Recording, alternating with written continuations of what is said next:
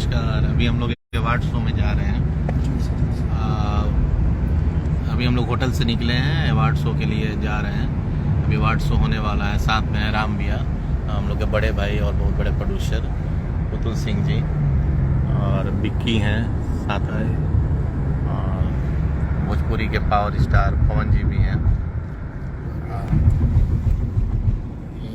हाय थोड़ा कर दिए लोग, हाय बोल जुड़ गए आप। सबके प्रणाम, नमस्ते। हम लोग अभी जा रहे हैं। आज देखिए वहाँ क्या होता है। हम लोग वहाँ पे पहुँचने वाले हैं 15 मिनट में। लीजिए भैया से बात करिए आप। नमस्ते, प्रणाम, hello Dubai arena 2023 Coca Cola stadium. आज हम लोग सब अवार्ड में जा रहे हैं और जो भी होगा हम लोग अपडेट करेंगे। हमारे पुतुल जी हैं यहाँ पे और पीछे विक्की जी हैं।